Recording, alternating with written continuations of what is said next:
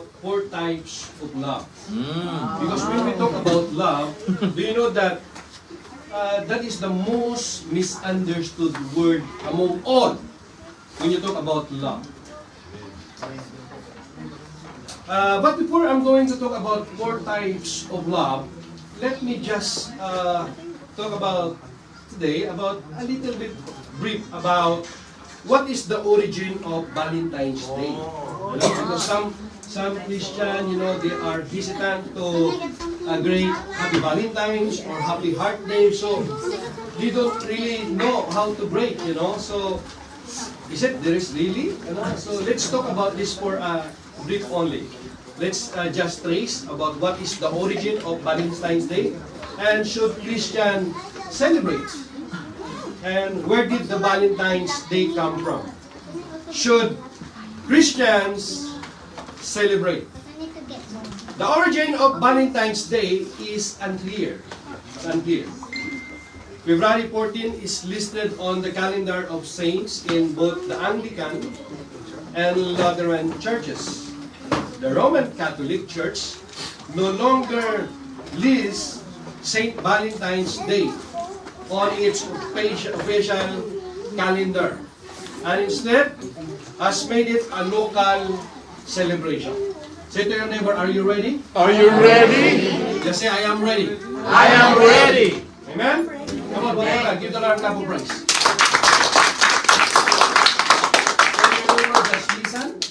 Just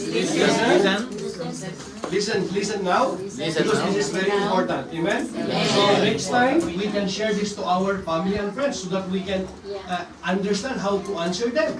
We're going to answer it biblically. Amen? Amen. So even the Eastern Orthodox Church celebrates Saint Valentine's Day. But in July, there are several Saint Valentines associated with February 14. But it seems that some people just they want this just February 14. So the Eastern Orthodox Church celebrates Saint Valentine's Day, but in July there are several Saint Valentine associated with February 14. But it seems the tradition revolves largely around Valentine of Rome. So Valentine's traditions and even the date of celebration vary depending upon the country. So many countries include the tradition of exchanging cards, flowers, chocolates, giving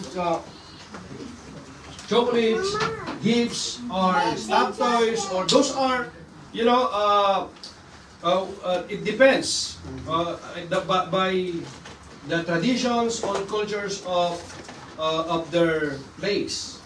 So many countries include the traditions of exchanging cards, candies, flowers, or other gifts with loved ones. In some countries, Valentine's Day is largely a celebration of friendship, whereas in other countries, it is a celebration of romantic love. Attitudes toward Valentine's Day is also varied. Some in Western countries view Valentine's Day as largely a holiday for the profit of greeting cards companies, chocolate factories, and flower shops. Some couples treat Valentine's Day as a particularly important day to express their love for one another, whereas for other, it is just another day. For some single persons, sino dito yung mga single? Among you are single. No, I'm not saying na single.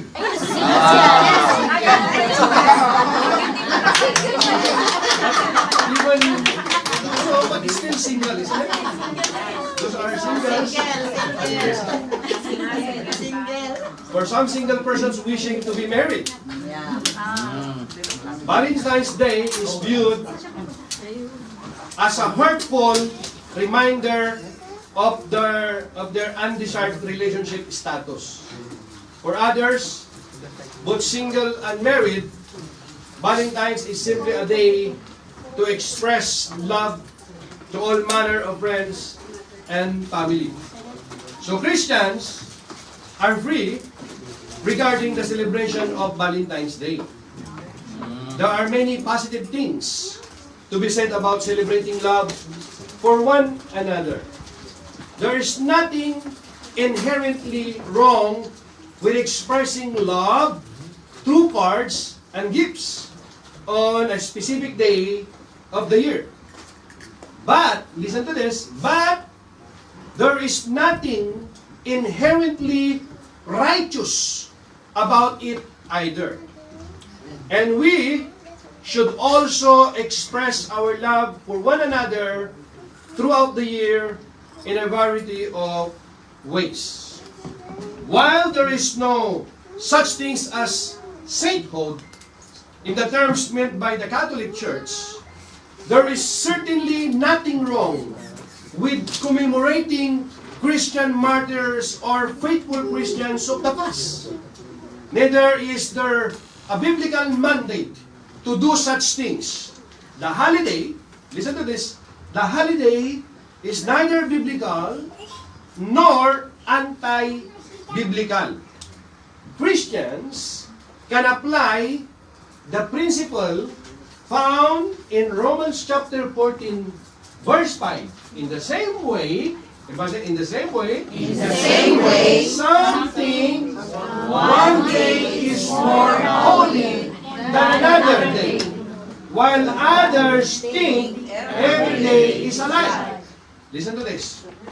You should each be fully convinced that whichever day you choose is acceptable. So therefore, there is no biblical reason why Christians should not celebrate Valentine's Day by giving their loved ones flowers, candy, and or cards, as with celebrating any holiday. The decision should be between the individual and God. Some people feel very strongly that observing any secular holiday is wrong. That is, you become dogmatic. You become so, legalistic. While others see it as harmless. The important thing, listen to this. What is the important thing here? The important thing to remember is that celebrating or not celebrating holidays should not be a cause for pride or division among Christians. Amen? Amen. Don't say that you are more righteous because you don't celebrate Valentine's. Don't say also that you are more righteous because you say Heart Day rather than Valentine's Day. It's a matter of principle between you and God. The Bible is very clear that whatever we do, whether we eat or drink, do it all for the glory of God. So it's the matter of our motives, the motives of the heart. Yun ang mahalaga. You don't become super Christian kung hindi ka nag-celebrate ng Valentine's Day. Ganon din naman sa mga iba, ayaw nila ng Pasko, ayaw nila ng Christmas. I love Christmas. Are you with me? Amen. Are you ready? Amen. Today, love is overused and undervalued at the same time. We love everything from various foods to cars, from movies to retailers, from people to God Himself. We will not consciously distinguish one use of love from another, in part because our speech is becoming more and more informal. But it's important to be intentional about the differences. We know Scripture tells us that love is the highest attribute. So let's look today at the 4 types of love found in the Bible and help us to draw out. Are you ready? Amen. Amen?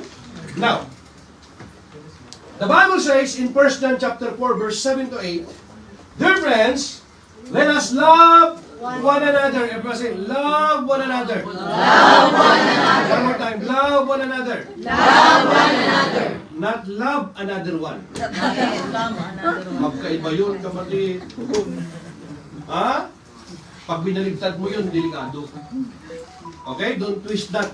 Love one another. One more time. Love one another. See? For love comes from God. Comes from God. Everyone who loves has been born of God and knows God.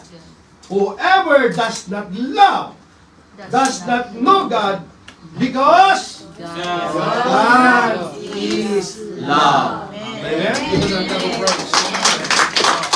Everyone bow and close, let us pray. Father God, we thank you. We thank you that your word, they are life and spirit. As I'm going to share your word today to your people, use your servant an instrument only. Give me honest conviction through your speech so that I may preach your word with power and boldness without compromise. Bring glory and honor to your name alone. In Jesus' name, amen. Come on, give the Lord a hand clap of praise. So, yung love hindi basta-basta. You know, I love chocolate, I love this dress, I love to go to there. You know what? When you translate love in English, there is only one meaning. It's English love. Pag-ibig, yun na yun. But in the Bible, my brothers and sisters, when you talk about love, there are types of love. And today, we're going to talk about 4 types of love. Amen? Amen. Kasi, some of us, you know, wala akong ka-Valentine, nobody give me flower, nobody give me chocolate, nobody's asked me for a date, you know, long time I'm single, Valentine's again. So, you know what? You put pressure sa iyong sarili. There's nothing wrong to be single. Yes! Hallelujah! Are you with me? Some people, they have boyfriend, they have girlfriend, but also what? Namumunsumi naman.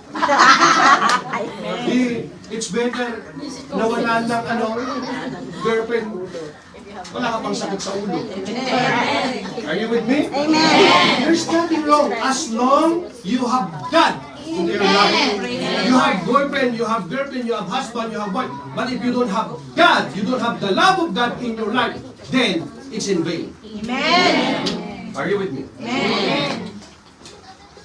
Dear friends, let us love one another, for love comes from God.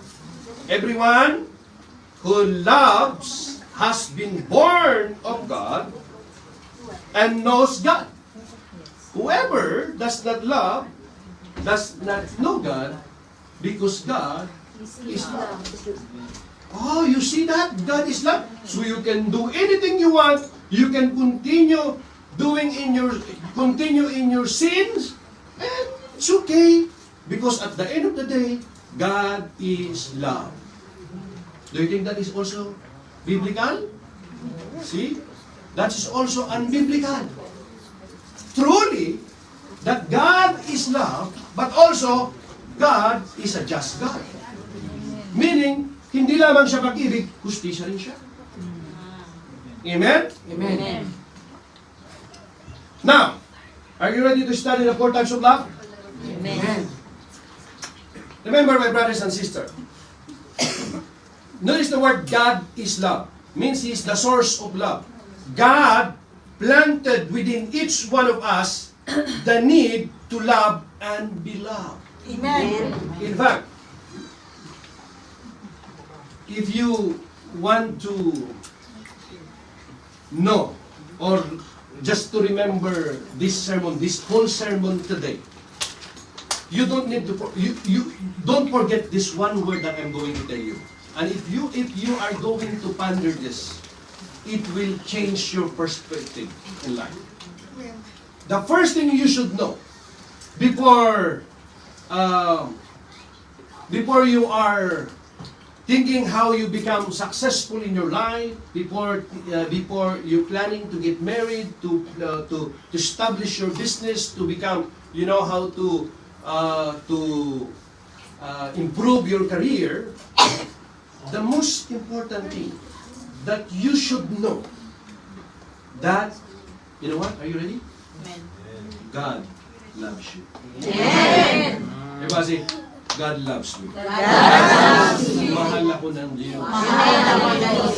Don't forget that. You are not an accident or coincidence why you are here. Amen. Why God placed you here for such a time as this.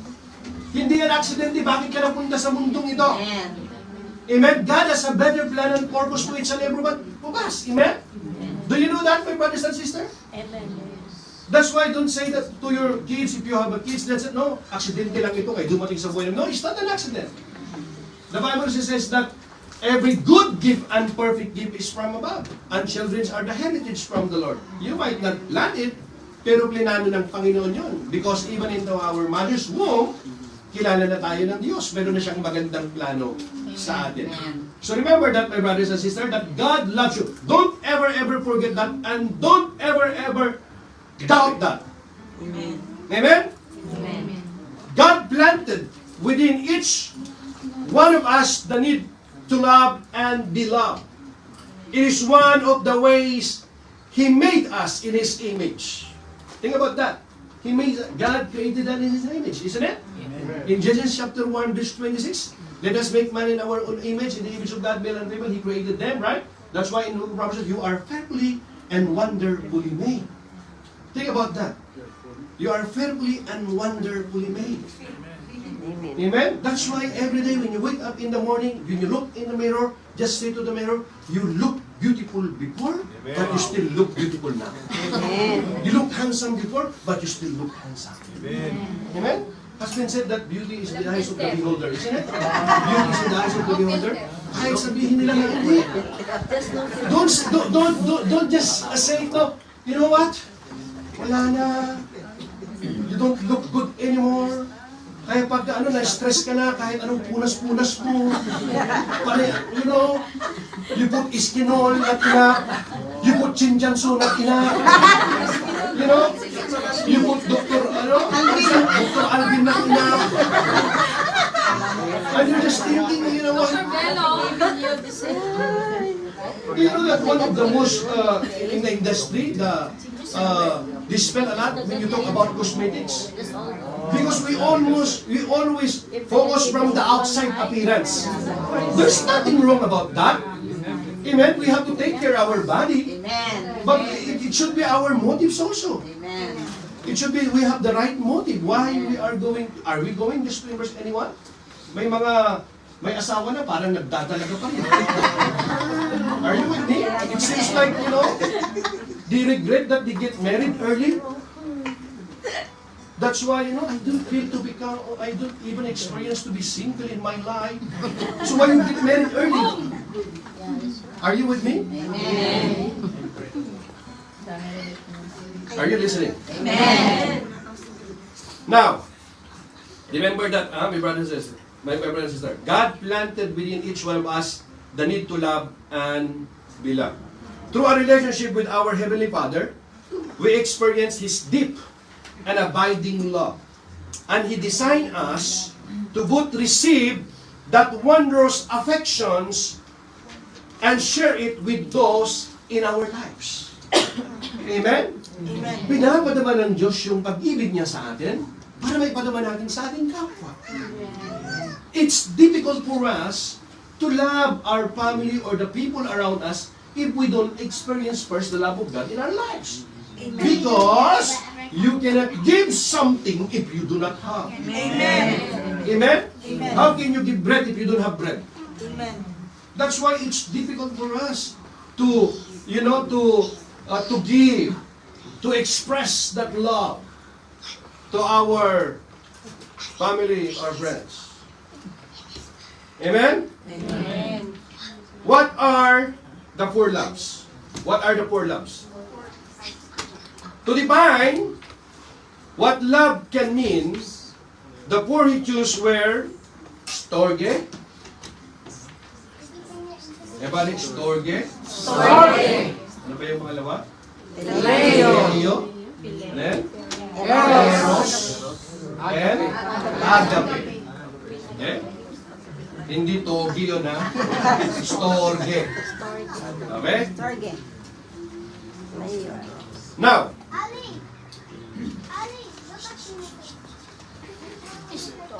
one of the professors says that Lewis makes the point that all of them can often do intertwine. Ibig sabihin, pwedeng magkapalit-palit intertwine.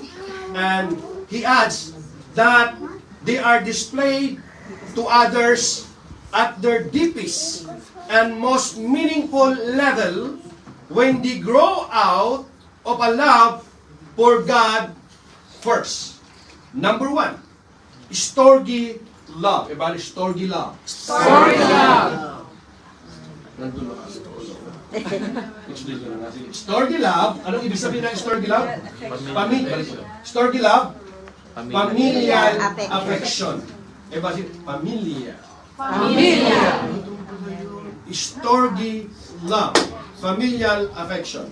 Storge love is the care that exists between family members, friends, or companions. Longer lasting. It goes beyond an initial infatuation or attraction.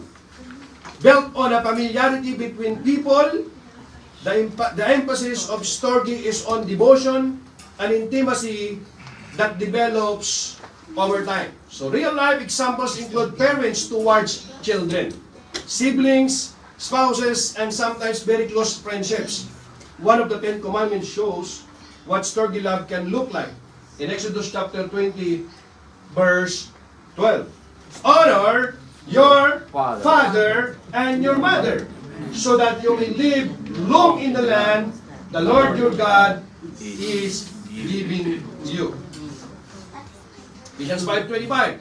For this reason a man will leave his father and mother and be united to his wife, and the two will become one flesh. So yung storge love pala, mostly yon ay naka-define saan? Refer sa pamilya. Pamilya. Amen? Family. Amen? Now, number 2. We finished the four types. We're talking here about 4 types of love. Number 1 is storge. Number 2 is phileo. Diba says phileo? Leo. Phileo love. We talk about friendships. Sa mga kaibigan mo naman yon. Storge sa iyong pamilya, sa kapamilya mo. Phileo sa iyong mga kaibigan. Phileo love friendships. Phileo most often describes a relationship between people, one of generous warmth for one another. But in a broader sense, it can also apply to churches and even cities. The basis of this common bond is shared beliefs, values, or interests.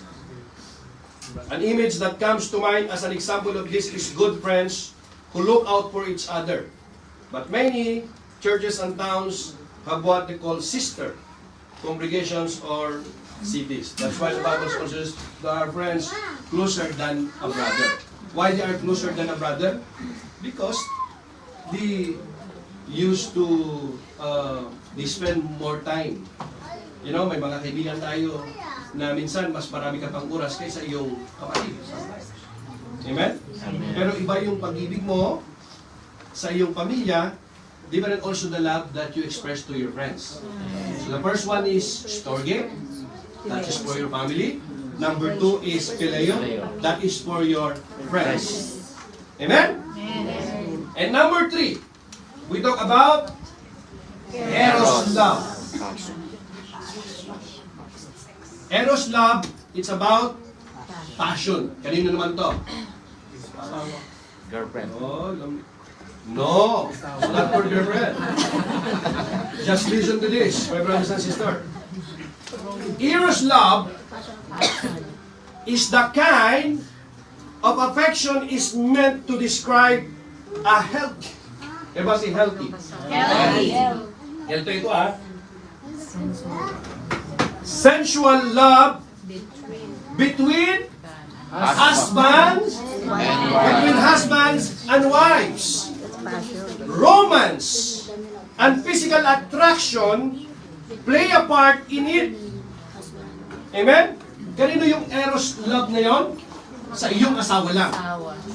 Exclusive yon. Are you with me? Amen. Now, romance and physical attractions play a part in it. God give us this kind of desire with the clear instruction to express it. Only, say only, Only within Within the bands the bands of marriage. of marriage. Got it? Kaya sabi ni Solomon, that's why Solomon says in Song of Solomon in chapter 6 verse 3, I am my beloved's and my beloved is mine. Kay Pedro ay kay Pedro, kay Juan ay kay Juan. Are you with me? Yes. That is exclusive. Bakit? Scripture clearly tells us that He cares about what we do with our bodies. Believers are cautioned to avoid showing eros love to anyone but our spouse, so that the choices we make honor God. Your body belongs to your husband or to your wife only. If someone tell you, if you really love me, patunayan mo. Then, sa kanya na yung patunay niya. Why? Because if you want to honor God, yung eros love na yan, that kind of eros love, ay binigay ng Diyos sa mag-asawa lamang. Are you with me? If you talk about the Bible, my brothers and sisters, many people, even some of the ministers or pastors, they don't discuss when you talk about sex. But why we are all here? It's about sex. Do you know that? It's about sex. It's not surprising. In fact, it's a gift from God. It's a gift from God. But it's exclusive to husband and wife, sa couple lamang. Amen. Pag lumabas ka dyan, for example, you know that sex is like a fire. You know, that fire, when it's cold, it give you warm. It give you warm. Nakakatulong yan. Pero pag naglaro ka ng apoy, hindi makakatulong sa'yo. Masusunog din yung bahay mo. You got it? Amen. Nakikinig ka ba sa ang sa'yo? Nakikinig ka? Are you listening? Now, let me read this.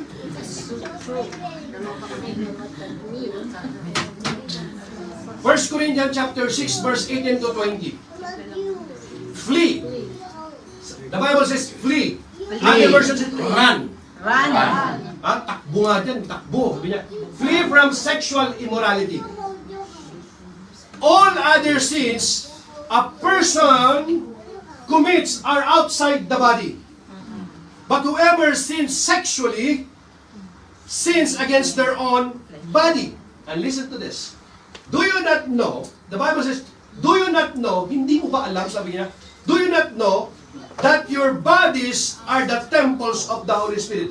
Hindi mo ba alam na ang iyong katawan ay templo ng banal na Espiritu? Do you not know that your body is the temple of the Holy Spirit who is in you, na nasa sa inyo, whom you have received from God, na tinanggap ninyo sa Diyos. You are not your own. You were bought at a price. Binili kayo ng malaking halaga. Paano naging malaking halaga?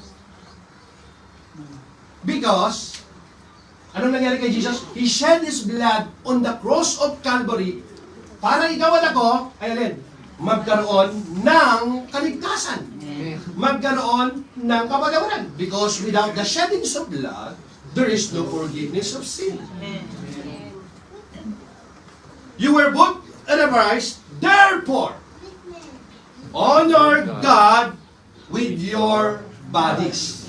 That's why Paul says in Romans chapter 12 verse 1, I beseech you, therefore, brethren. Sabi niya, nakikiusap ako. Or, sabi niya,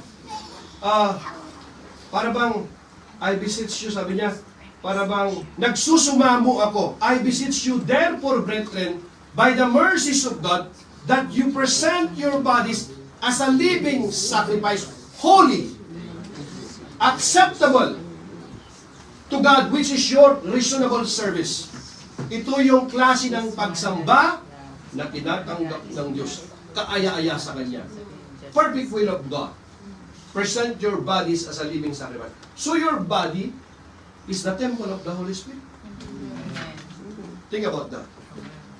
That's why I said to my wife, my lips belongs to one woman.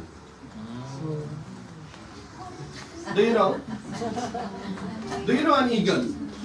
Once finds a mate, it for life. Once an eagle finds a mate, for life. At kahit mayroong, even there is eagle around him na nagpaparamdam, hindi na siya mabibighani ng iba. Bakit? Kasi he's already committed. Amen. You with me? Amen. Ask your neighbor, are you like that? Are you like that? Are you loyal? Are you loyal? Are you loyal? Are you loyal?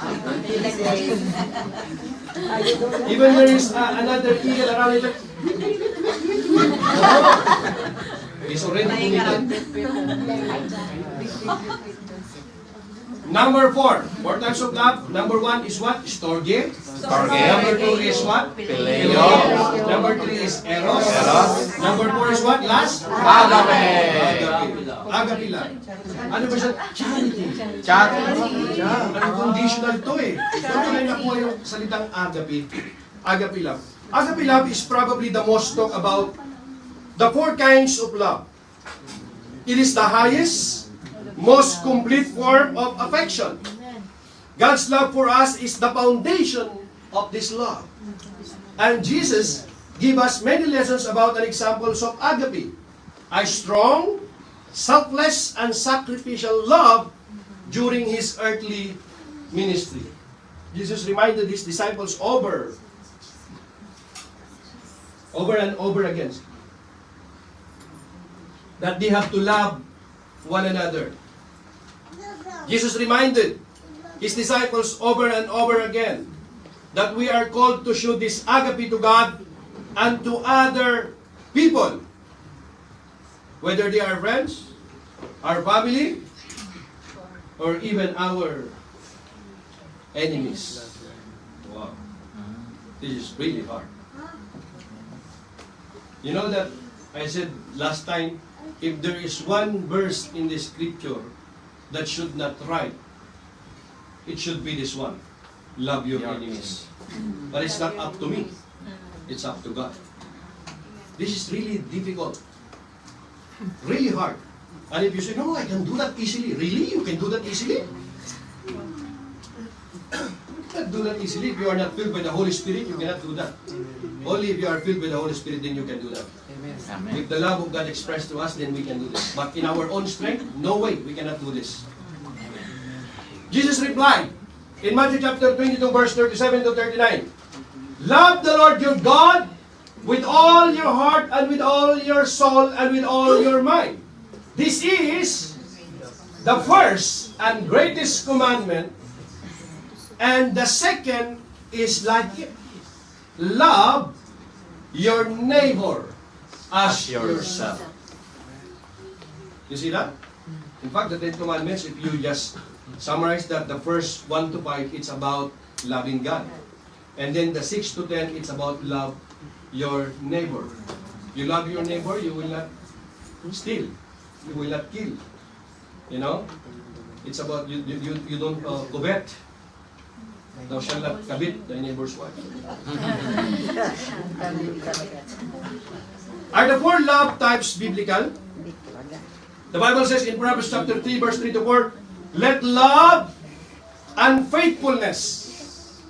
Tingnan nyo ha, tingnan nyo mabuti ha, sabi niya, let love and faithfulness never leave you.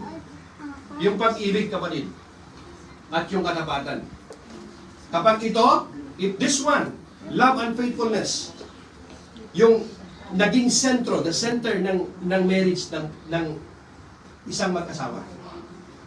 It will last. It will really last. Magkakaroon sila ng kapayapaan.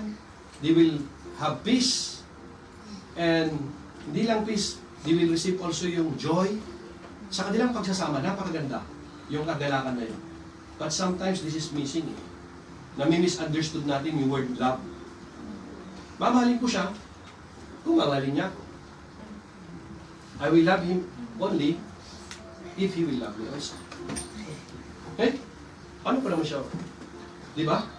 Sometimes our love, it's about conditional.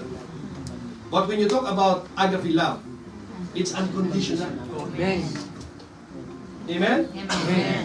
Yung, yes, nararapat lang at least nag-i-expect ka. Many of us here, we're expecting something if we express our love, nag-aasikaso ka.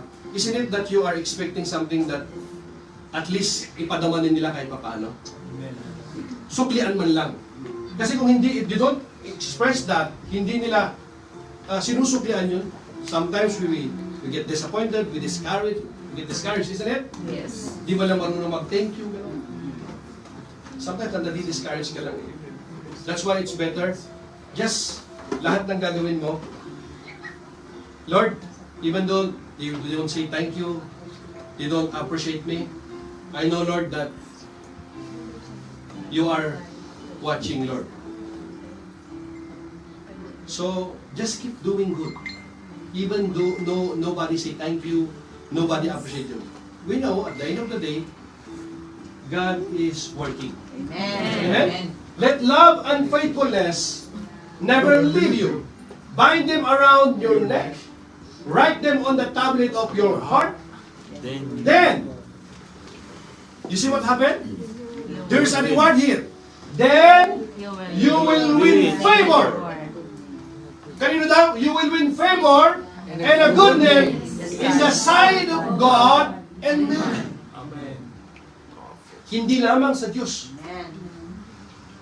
maging mga tao sa paligid mo. Yes, true. You will win favor. Amen. How do you like that? Because what?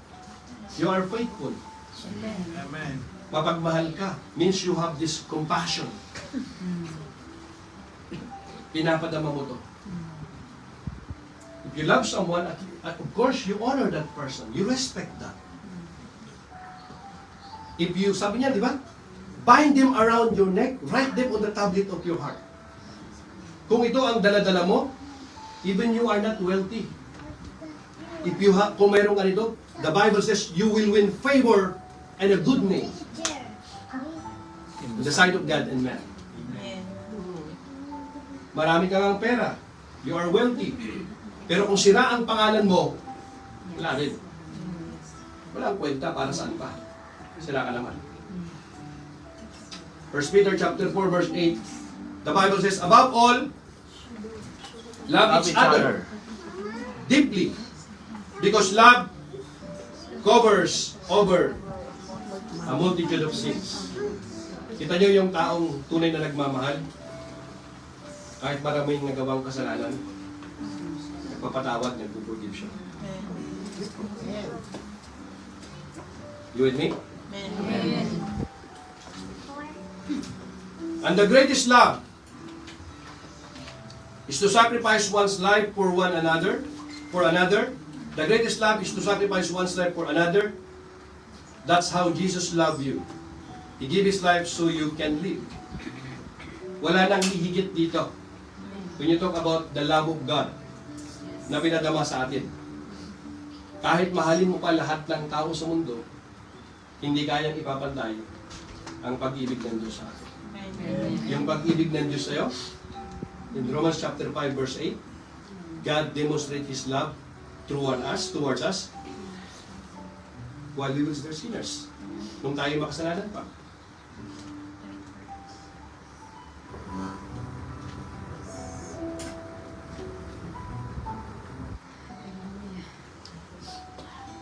When you fully experience God's love, do you know that you have nothing to fear? Such love has no fear, because perfect love expels all fear. If we are afraid, it is for fear of punishment. And this shows that we have not fully experienced His perfect love. 1 John chapter 4, verse 18. When you understand that God loves you, no matter what, you no longer need to be afraid of your failings causing Him to love you less. If you could only truly know the depth of God's love, you would have nothing to fear. The Bible says that God has not given us the spirit of fear, but of love and sound mind. Amen. God loved you enough to die for you when you were still rebelling against Him. Wala ka pa sa church. Hindi mo pa narinig yung gospel. Hindi ka pa nagsiserve sa Panginoon. Minahal ka na ng Panginoon. Hinihintay ka na ng Panginoon. Amen. That's the truth. While you were squandered, you're not yet serving God, you're not yet in the church, but He demonstrated already His love towards you. Amen? But God showed His great love for us by sending Christ to die for us while we were still sinners. Parents love their children, isn't it? No matter how the children behave. If a child says, "I hate you," it hurts. But loving parents will still love their children even when they say hurtful things or rebel.